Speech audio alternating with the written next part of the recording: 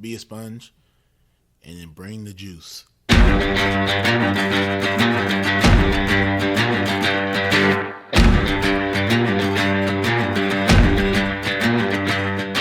By focusing on your improvement, by focusing on your progress, and eliminating any fixed mindset that you may have and acts of perfectionism, then you encourage your own mastery. On some level, we do what we want to do 24 hours a day. Now, sometimes it may not seem like that, but if I'm choosing to work instead of sleep, what I'm actually saying is keeping my job is more important than sleeping. I'm tired of this. I'm tired of getting beat. What can I do to get over this hump? So mentally, that's when I kind of put that forefront, like, hey, it's either all or nothing. I like to put failure in quotations because I don't believe that failure is true failure if you're looking at it with the right mindset. The truth is, the journey to greatness is hard. It takes time, it takes effort, it takes focus, and every day you have to decide what you value, what you want to pursue, and what you want to achieve. And if you dig deep enough, if you push hard enough, we all have what it takes to be great. Welcome to the Edge of Greatness.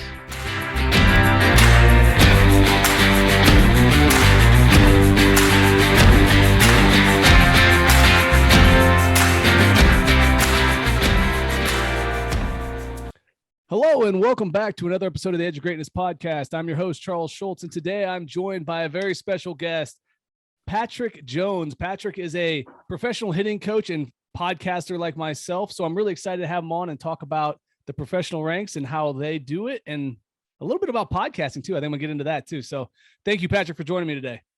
Charles, appreciate you coming on, or appreciate you having me on. I'm so used to saying appreciate you coming on. Man, that's funny. That is. Having done it over 240 times.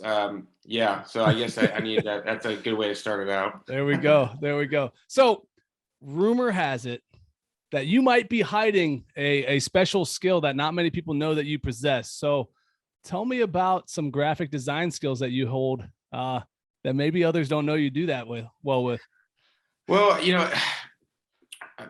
when growing up, it's funny. Growing up in art class, I was a terror. I couldn't draw anything. It was just awful. Like even when I just try to just copy other kids and their drawings, it just would never turn out well. But for some reason, the older I got and the more time I had, especially when I started utilizing the computer, I started to really figure out how to make things look good. And I think there was something my handwriting's terrible. So it's just something to do with drawing. And that discouraged me when I was younger. But because of the computer, I was able to, be able to make it aesthetically pleasing and make everything fit into different pieces and things like that. So yeah, it's something that I've been doing for, I don't know, it's probably a year or two now, where I started in baseball, actually, when I was with the Orioles doing some stuff.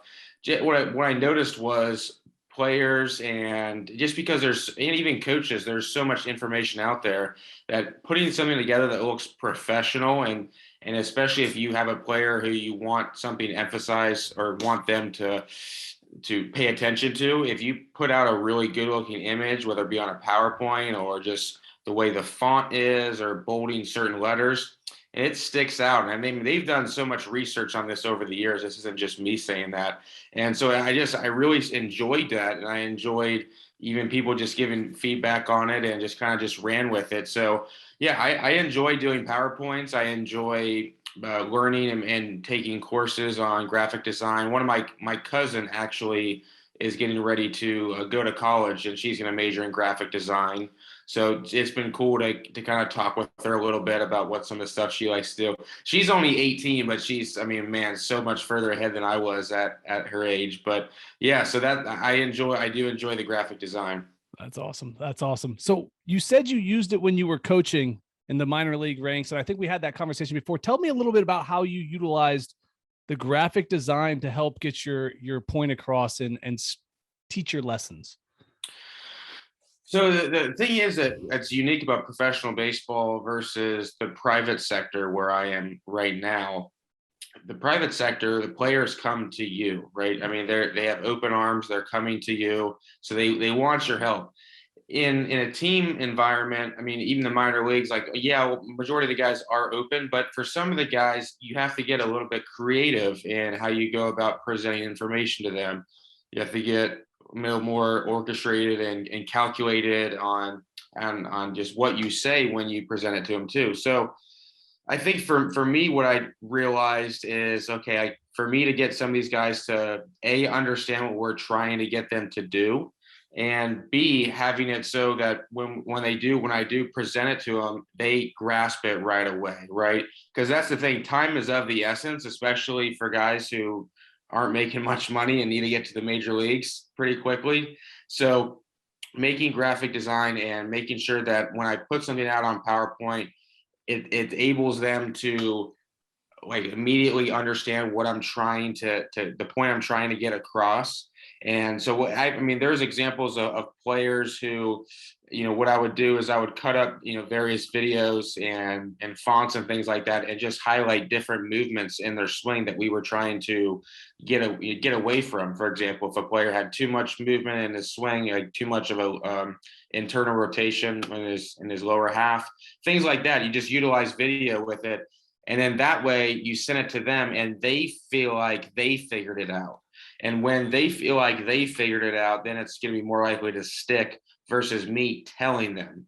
So I would say the biggest takeaway is I presented the information kind of like as someone who didn't know that much, for example, and I would present it to them and have them feel like they were the expert and that they were the ones who figured it out, even though I would design the slides and art on the video or whatever it is, so they could figure it out easy, if that makes sense. Absolutely. And I think that's an interesting coaching point there, that you were letting them feel like it was their responsibility to figure it out, even though you were guiding them to where you wanted them to go.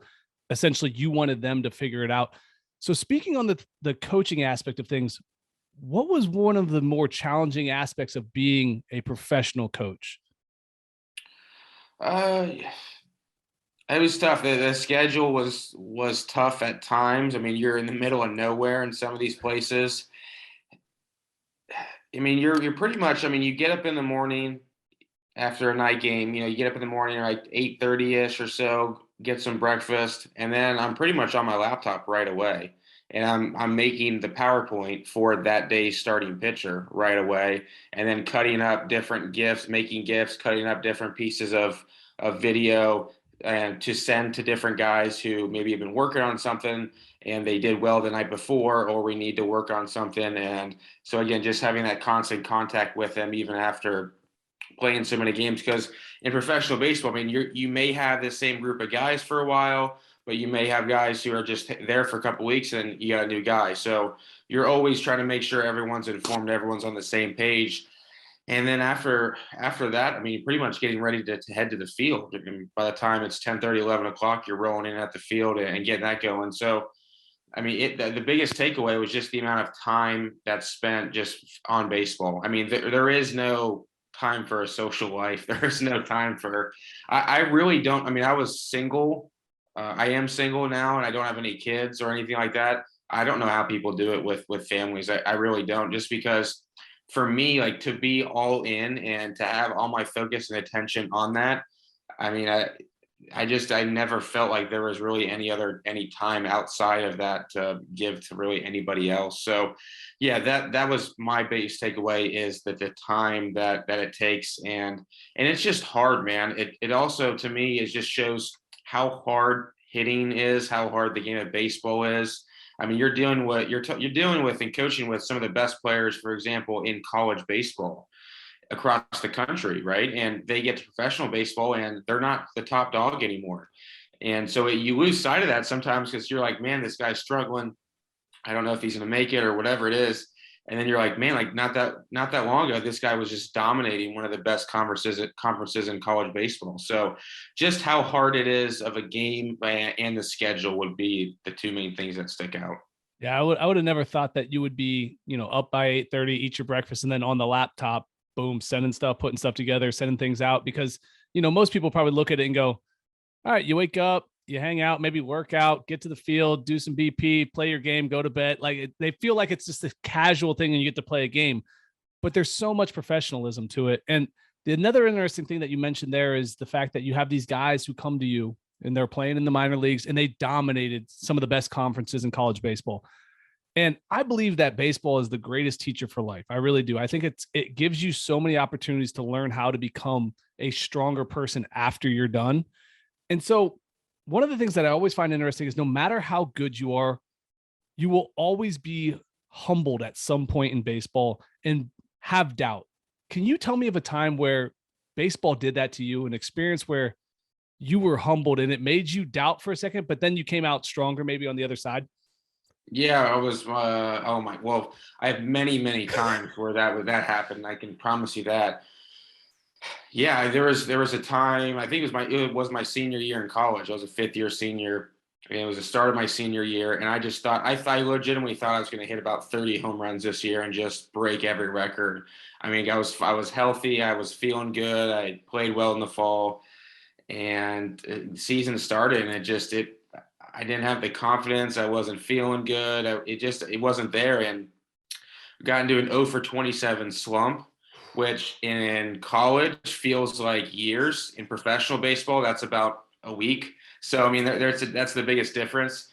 And I mean, I was parking on different sides of the street. I was eating at certain tables in the cafeteria, trying to get the voodoo or jinx out of me. I mean, just whatever it was, I was trying to do it. And I was like, man, I'm just, like, this isn't fair. Like this, I've been waiting 5 years for this, and finally I'm healthy, and now I just not playing good.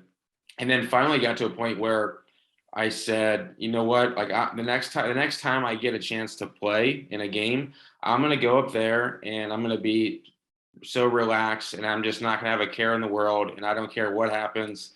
And legitimately, that next at bat, I hit a double down the line. I just remember exactly how I felt in the moment, and I finished the year really strong after that. Like I just tore it up. My numbers didn't end up being that great because I started off so bad, but I think I still ended up hitting 284 for the year, and it was decent compared to what it was. But I just remember in that moment, like I learned so much about myself as a hitter and as a person because of all that failure. And I think it also showed that, hey, sometimes you just got to get up there and like not care, right, what happens, and just accept failure.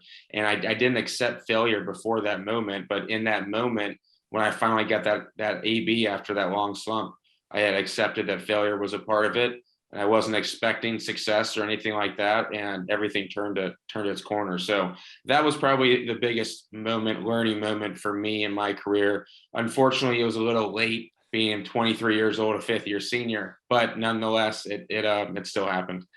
That tends to be the case, doesn't it? We always get our best lessons right after we're like, oh, our career's over. Right. That sucks. Now I know all the things I wish I knew 4 years ago. Where was this? I know. Yeah. Well, I would have put up numbers like you in college had I known that 4 years earlier. But then I got lazy and I stopped working as hard after my freshman year, and that's a whole nother story. But that's on me too. So it's part of the learning process, and I think that's what makes, again, baseball's going to humble you. You go in, you think you got it figured out, and it's going to throw you the curveball, and you're going to look stupid and swing at balls in the dirt, and you're going to end up wondering where you're at, and you grow from that and you become stronger. So how did that experience help you to work with guys who now are going through that themselves, but even at a higher level at that sense, because they're getting paid to do it?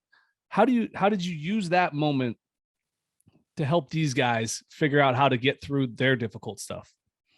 I think one of the things that I talked a lot about with the guys this past year, and they talked about too, it was just every day just trying to get a little bit better. And then you kind of be like, okay, what does exactly a little bit better mean? Well, more than anything, it just means just showing up and giving your best that day. And if you give your best that day and you're focused when you're working, you're going to get better. The bottom line. Now, how much better, that's relative to each person. But I think what ends up happening is, if you start chasing numbers, if you start chasing statistics, things in that, there's so many variables that go into that. But if you can just focus on outlining a good process and then following that process, I'll give you an example. I had a kid this past year who he struggled with overthinking a lot of times, and he kind of that failure thing that we're talking about, he just out of college. And so one of the things that he was, this was actually his idea actually to begin with. He said, hey, can we go over some kind of checklist where like after every game, I come in the coach's office and we'll check each box. And if I did it right, that, or if I accomplished it that game, we'll check the box, and just after every single game. And there was just 3 bullet points. And it was like, the first one was, start your load early. That was one. Second one was, after early work and BP, just go play, because again, he would start overthinking everything. And I think the last one was be aggressive. And so after every game, he would come in the coach's office and he would check these boxes. And it was amazing the times that we checked all the boxes. He had an unbelievable game. I mean, he was just barreling up balls left and right, competitive at bats. And then the times that he came in the office and we kind of laughed at each other before we pulled the sheet out, he didn't have a good game and none of the boxes were checked. So I think that's a good way of just showing that, hey, you know what? If you find a process that works for you, right? And I'm a big believer, and I know it's different age to age. It's much easier to do this with older players, but I'm a big believer in collaborating with them, because I want it to feel like it really is from them, so it's more likely to stick. So I think for me, it's having that conversation with that player or those players.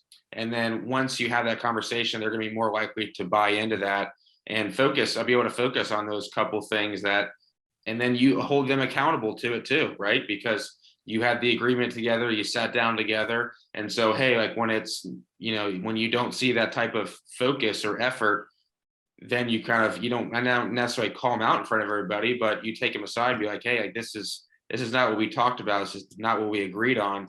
Like, hey, let's lock it back in here and get back to these 2 or 3 things that we talked about.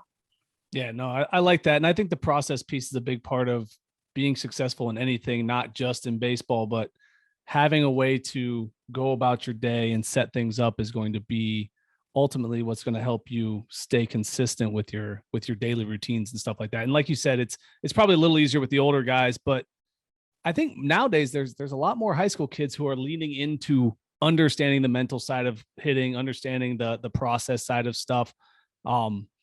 It's funny you say that, Charles, because I train kids. I got a 14-year-old team right now that I'm working with, and I have a HitTrax in there, and so we'll do some competition stuff. And it's funny because I think it was last week or 2 weeks ago.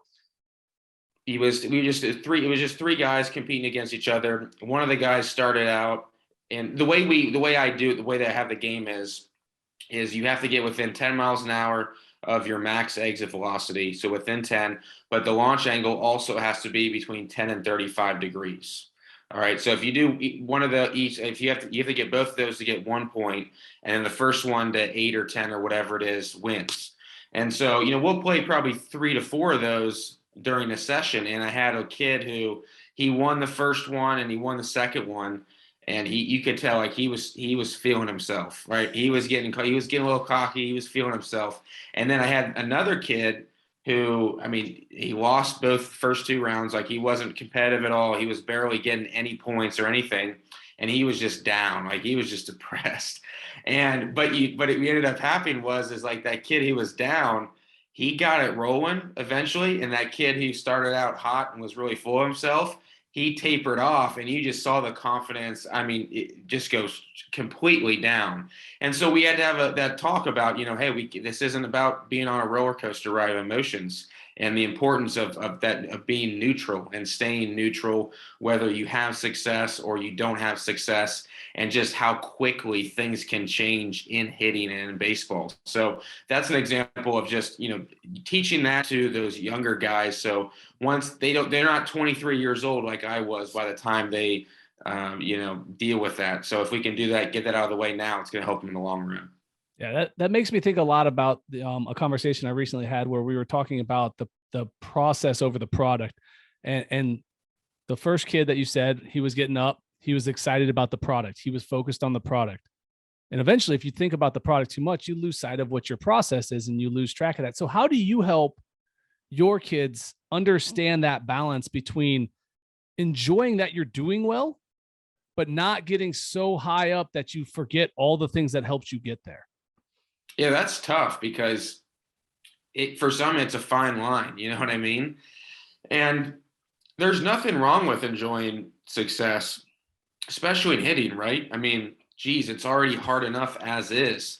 So it's, it depends on the environment, right? I mean, even if you have, one good at bat or two good at bats, that's great. I would say for me, it's after the game is over, like if you had a good game, like let yourself like feel a little bit, you know what I mean? Like you had a good game or whatnot, but the next day, nobody cares anymore. Like it's time to move on. It's time to be hungry. So for me, it's just, the rest of that day, or especially unless it's a doubleheader, but let's just say if it's just one game, like after that game, hey, enjoy it. Like you deserved it. You earned it. Success is not easy in this game, but by the time you wake up tomorrow, hey, it's a new day and you can't be living in the past anymore. So that's kind of how I've explained it to guys before. And they learn quickly because of how many games you play in professional baseball, for example, and how you cannot just, if you had a good game yesterday, that next day comes around so quickly. I mean, and so you have to be in that neutral mindset at all times. So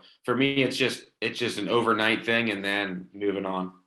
I like that. I like that you give them time to enjoy that success, because I do think that's important, because you're right. Baseball is very challenging. It's a difficult thing. So I want to refer to a post that you put up with the other, it's probably been a week or so now, but it was Christian Yelich taking BP, but it was the whole BP session. And I thought that was an interesting thing, because we're so used to in today's world of seeing the shiny object in all the A+ swings, the perfectness of all of these athletes and all of this stuff going on. But in that routine, it was a pregame routine.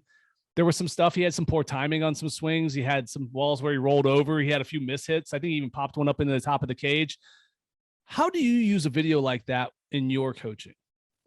So one of the reasons that I actually posted that was I knew some of the players that I work with would see that. And I wanted them to see that specifically. And I wanted them to see that because there's so many young players out there who they don't realize the amount of failure that goes on even in batting practice. And when I say failure, all I mean is just not barreling up every single ball, right? Because for a lot of kids, they just view big leaguers and big league all-stars as these guys who every time a pitch is thrown at them, if it's not that hard, they're crushing it. And it's just not the truth. And so I wanted to show them that, because we talked about it too when I was working with some of these kids, is like, hey, you know what? You can have a bad BP, you can have a bad round, all these things. It doesn't mean you're going to have a bad game at all. Like I've seen guys have terrible BPs and rake in the game. And I've seen guys have perfect batting practice. I mean, perfect batting practice and just be awful in the game. And so I wanted to show them that, hey, you know what? Even an MVP like that is going to roll over against feel good BP. Even he's going to pop up balls. He's going to do so, and he's obviously not trying to do that. But the difference is he doesn't let that get to him, let that get in his way of how he's going to go up to the plate that night, right? He may get frustrated in the moment, and I'm pretty sure he did if I remember watching that video a little bit longer. But after a while, he just, accepted it and moved on. So that's kind of what I wanted to show in that video. And I talk about that fairly often with younger players, because they don't understand failure in baseball and they haven't really accepted it yet, or they just don't know. And so that's one of the things that I do emphasize with them, like, hey, you know what? Getting better doesn't necessarily mean barreling up every single baseball, right? If you're focused and you're locked in and you're working hard, you're probably getting better, even if the result doesn't show up right away. And so that's kind of what I wanted to just show them with that. Yeah, no, I use that with a couple of my hitting clients, because they come in there and they'll have like a couple bad swings and they're like, I've sucked today. I go, we're working on things that you're not used to. Yeah. I mean, I bet you wouldn't say you'd suck if you left the cage right now, playing the game, and went 3 for 4 with 2 doubles. Would you suck then? Right. I mean, if I gave you, and I told you to bat left-handed and you were right-handed, that's basically what I'm doing right now. I'm taking parts of your swing and I'm saying, all right, we're going to take that piece away that you're good at, so we can focus on this piece that you need to focus on. And then you're going to struggle because you're thinking about that thing that's not good. And that's the other thing too, is you watch this, Yelich swing. we don't know what he's working on there. He might be working on something that is a tough thing for him. And so, yeah, he's frustrated. He's not getting it right. But I guarantee he went out that game and hit 2 balls on the screws because that's just what he does. Absolutely. I mean, to your point, one of the things that I tell the kids is if we're working on something in the box, we can't be worried about anything going on outside of the box, right? So if you're working on a specific movement or something mechanical in the box, you cannot also have the same expectation that you're going to be at your best barreling up baseballs outside of the box too. And so that's one of the things that I'll say to them too, because it's like, dude, that's unfair of yourself to ask that of yourself. And so that's one of the things like, hey, this round, are we worried about what's going on inside the box, or are we going to focus on outside? And so we'll do a little bit of both. Depends on, what we're working on with that player. Yeah, no, and I like that. I like that idea of if we're working here, we're going to focus here. We're not going to worry about what's going on out there in the game. Then we'll pay attention to what's going on out there. So that's cool. One of the things that you mentioned when we met in Tennessee, I thought was really cool is you described what you felt like the baseball swing was. And I'm curious if you remember what that was, but when you look at a swing, what do you see? That's a good question. What do I see, man? It's funny whenever I look at a video of a player I haven't seen before, I don't necessarily have a system for breaking down the swing. I mean, I have different ideas and things like that, but I really try to pretend like I know nothing when I watch a hitter for the first time, especially if I'm working with them. And the reason I do that for a couple of reasons. I mean, obviously there's things that jump out at me here and there, but hitting is just an art. To me, it's more of an art than it is a science. And I know that there's K-Vest and I have all this stuff out there. I mean, it's really cool stuff, but to me, it'll always be an art. And so when I'm watching a swing, I'm watching, how athletic they are in the box. I'm watching, does this player have bat speed? Is he more of a, pretty tight, or is he, loose? What movements does he have in the box? Pre-pitch routines. How does he take a pitch? What does he do after he swings and misses at a bad pitch in the dirt? Or what does he do after he takes a pitch and gets caught on a ball that, he didn't think was a strike? There's a lot of different things that like my eyes go to and I start thinking about, but I don't think I can necessarily pinpoint one exact thing, because I just try to view every player differently as a different piece of art. And so I don't know, maybe that's why I'm probably perfect to be in the private sector, because I know in organizations, they always want to have this system and, you got to we check this and then check this. And I get that. And I have stuff like that too, for sure. But my brain just doesn't really operate in that manner when I'm breaking down a hitter. And I love the answer, because that's exactly the answer I was looking for. Because that's what we talked about before, is the art factor of the swing, because everybody's built different. Everybody moves different. Everybody's got different loads and triggers and stretch points and things of that nature. So yeah, we can have similarities and we can have pieces that you need to see, like you said, but I love the art idea. I think that that's such a unique way of looking at a swing. And I think it gives you a better perspective to help more people, because it gives you the flexibility to go into it without a predisposed expectation of this is what we're going to fix today. Well, no, you're barreling it up. It looks goofy as hell, but let's go. Oh, I know, right? Yeah, exactly. You can't have an agenda. And that's the thing is, I understand from a marketing standpoint and everything, you got to come off as an expert. I mean, I really do understand. I get that. Hell, maybe I have at times too, but there is just an element of everything works and then everything doesn't work too. And so it's just finding those pieces of what works for that player. But that's what makes being a hitting coach the second hardest thing to do in all sports. And number one's hitting the baseball. So it really is hard. I mean, I can't think of anything really close to it. I really can't. And so what drives me insane is when you have players who are struggling and then you get them in the cage, you do a couple drills with them, and they go out there and they have a good game, and then the coach takes the credit. And I'll go, oh, yeah, I had so-and-so out in the cage. We were doing some drills and work beforehand. Dude, that pisses me off to no end. I don't care what anyone says. I don't care who listens to this and he gets mad at me for saying it. That will always piss me off because that player was going to have a good game probably with or without you. And I just hate coaches who take the credit. I really do. No, I'm 100% with you on that one. That's one of my big things too, because in the strength world, you hear it all the time. I helped that kid make it to the. No, that kid was a D1 athlete before you even touched him. Right. Let's be honest. Right. All you did was help him stay healthy. Right. If that, yeah, right. If Yeah, that. exactly. So, right. Yeah. But I mean, I always look at it more as what if they had a bad game, what did I do wrong? Not if they had a good game, what did I do right? You know, that's the way I approach it, because obviously if they had a bad game, I might have gotten their head the wrong way, or they were thinking about the wrong things. They weren't being the athlete they were meant to be. So an interesting thought though. So when you're working in the private sector with clients, you're working with hitters, and you get that new person who's coming to you, and before you even evaluate the player, you're getting a text from the parent saying, all right, so Johnny has this wrong. They cast, their hands go here. They're collapsing on the backside. How do you handle that relationship with the parent who wants to tell you what's wrong with the swing, but they're hiring you to help fix the swing? I've gotten those messages before. I don't even read them.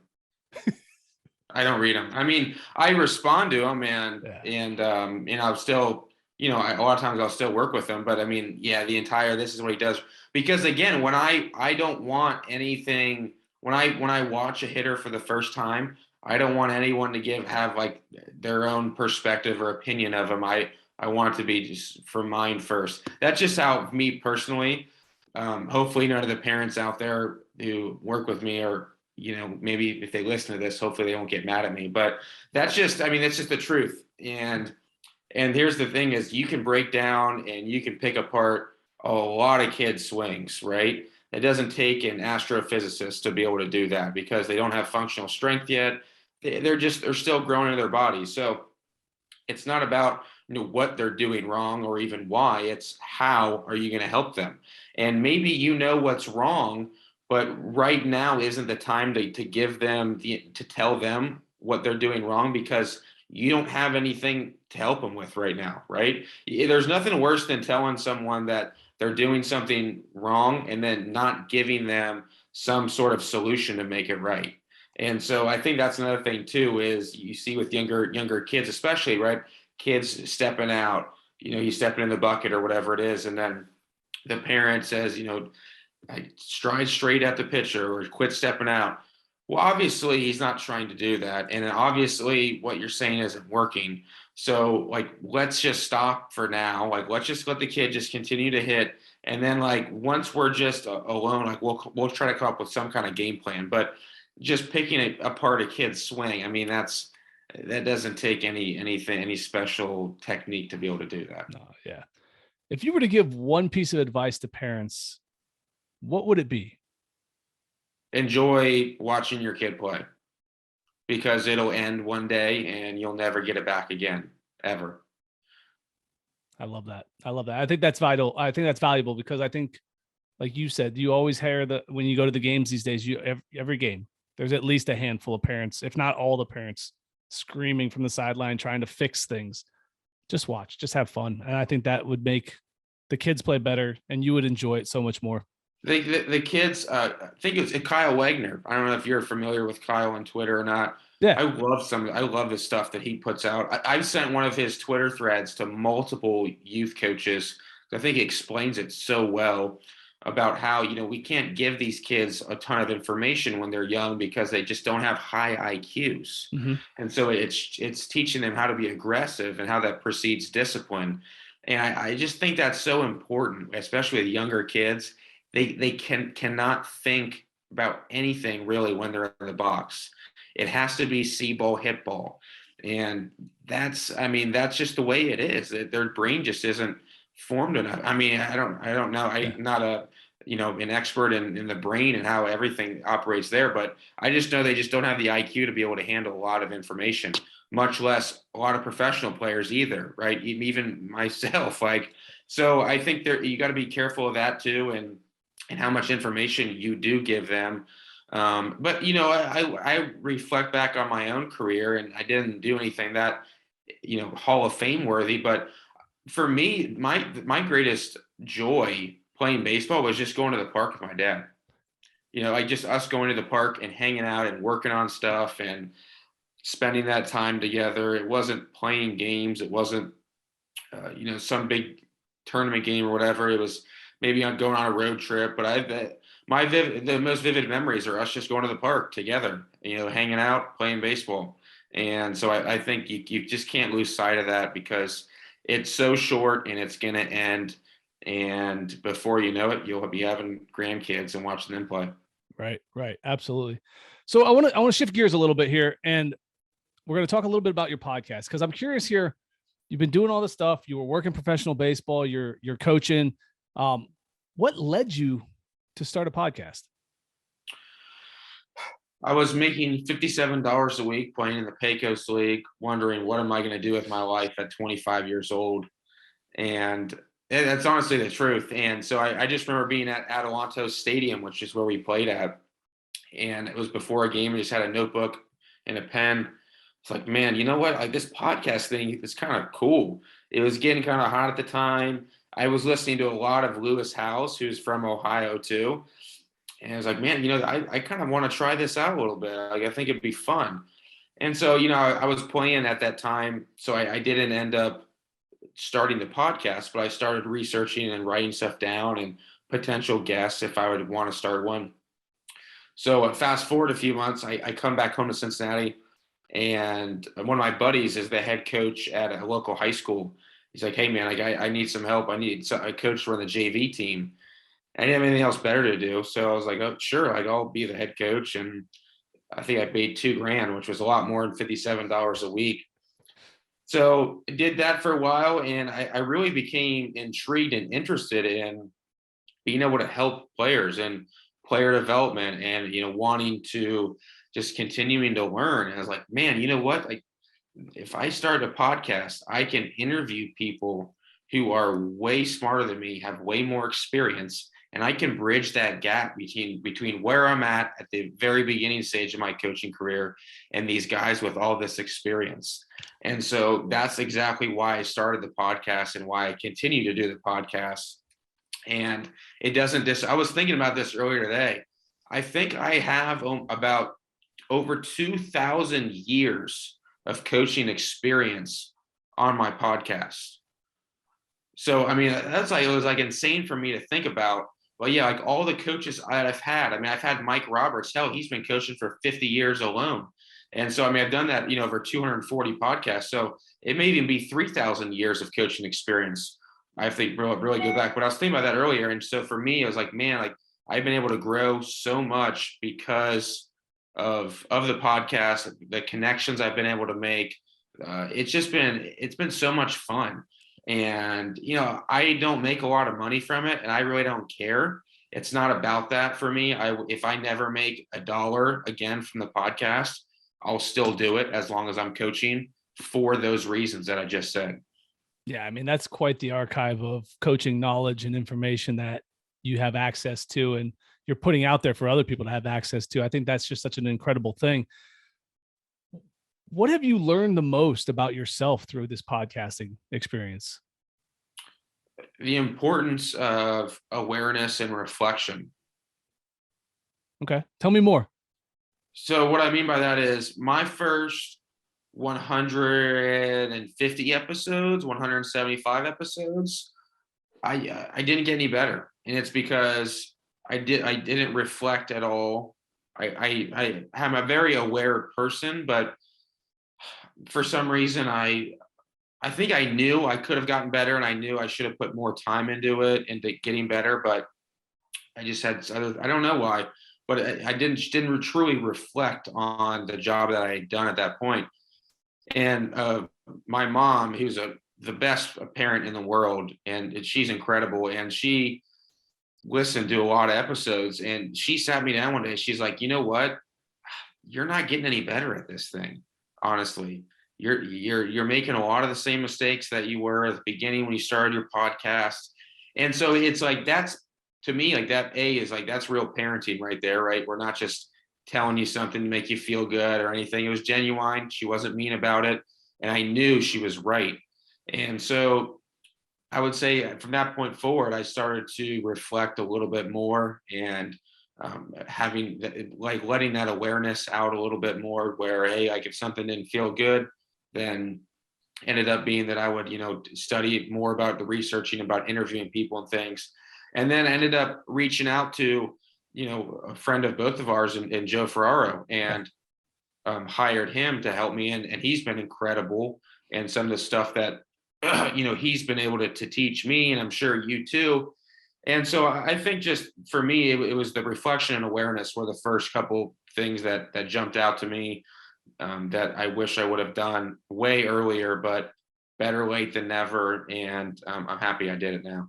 Yeah, no, I think that's such a awesome perspective right there, because I think a lot of times we end up going through the motions of things because that's just the way we're coached initially, or not coached, or just done, and so without that awareness, without that time and reflection, we don't get better. And we have to have those tough conversations. And I love the fact that your mom comes and goes, hey, you need to you need to get better. I love that. It's funny because she's the nicest woman in the world, and so I know, but she's stern too. And so I know when she makes a comment like that, I have to take it to heart, because she's just not a BSer, my dad, I don't know. We'll see. Maybe I'll listen to you, maybe I won't.